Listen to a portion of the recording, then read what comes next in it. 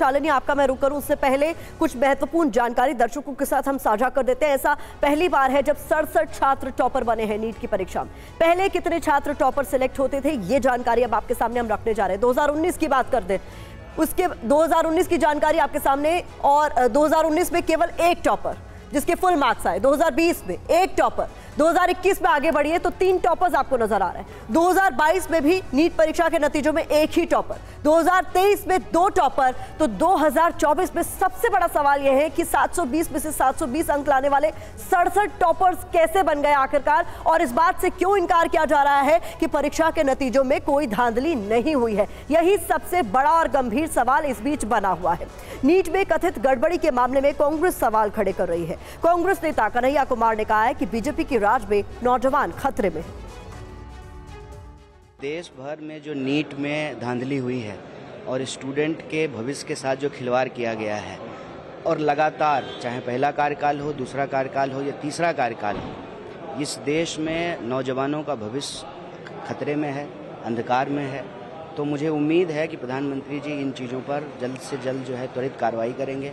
30 लाख से ज़्यादा पोस्ट खाली हैं, उनको भरने का काम करेंगे, और बार बार जो पेपर लीक हो रहा है, प्रश्न पत्र लीक हो रहा है, उस पर कोई ठोस कानून बनाया जाएगा। नीट एग्ज़ाम के रिजल्ट के बाद कई स्टूडेंट्स ने आत्महत्या की है।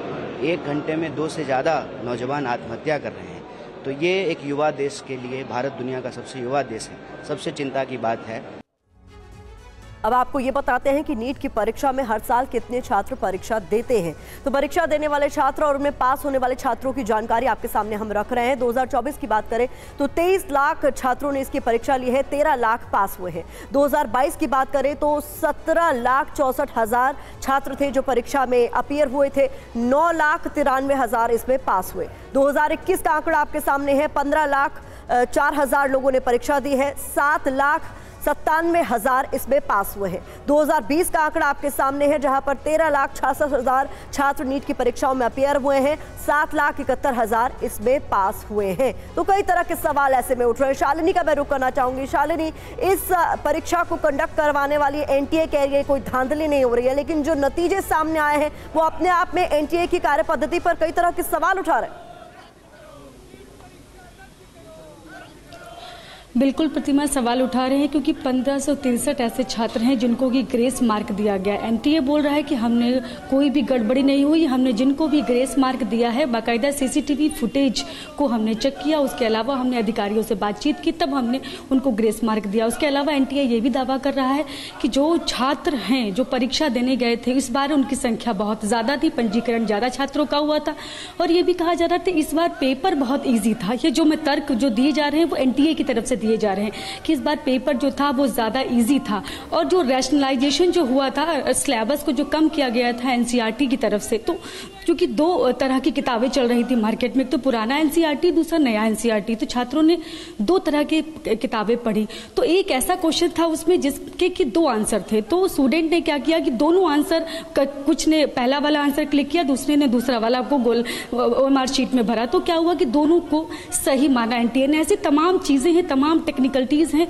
जो इस बार तमाम सवाल भी खड़े करते हैं कि कैसे इस तरह की चीजें सामने आ रही कि एनटीए के इस, जो कि नीट का ऐसा एग्जाम होता है, ये जो कि जो भी एग्जाम हो रही सबसे ज्यादा टफ एग्जाम्स में से एक माना जाता है नीट को, उसमें अगर इस तरह के सवाल किए जा रहे हैं तो ये गंभीर प्रश्न है। और 23 लाख से ज्यादा छात्र इस परीक्षा में बैठे, उनके भविष्य का सवाल है। लोग जो छात्र हैं वो मांग कर रहे हैं कि वो एग्जाम दोबारा से कराया जाए। छात्रों की ये मांग हो रही है। हालांकि हमने एनटीए की तरफ से जो एक्सप्लेनेशन दिया जा रहा है इस पूरे मामले में, जो सफाई पेश की जा रही है वो किसी के गले उतर नहीं रही है। इस वक्त की बड़ी खबर बता दें, नीट पेपर में कोई धांधली नहीं हुई है, एनटीए की तरफ से ये दावा किया जा रहा है। सिर्फ 6 केंद्र 1600 स्टूडेंट का ये मामला बताया जा रहा है। तय मानक के तहत ही परीक्षा करवाई गई है, एनटीए की तरफ से ये बड़ी बात कही जा रही है। तो जैसे मैंने बताया कि ये जो एग्ज़ाम है इसमें जो इशू आ रहा है ये 6 सेंटर्स और 1600 कैंडिडेट्स का आ रहा है। तो इसमें जो ये इशू आ रहा है इसका हम लोगों ने पूरा एक कमेटी बना के एक्सपर्ट का एनालाइज किया और उनके ग्रीवांसेस एड्रेस किए कि जिससे जो 23 लाख कैंडिडेट्स हैं उनका भी इशू ना हो और जो इतने कैंडिडेट्स हैं उनके भी इशू ना हो।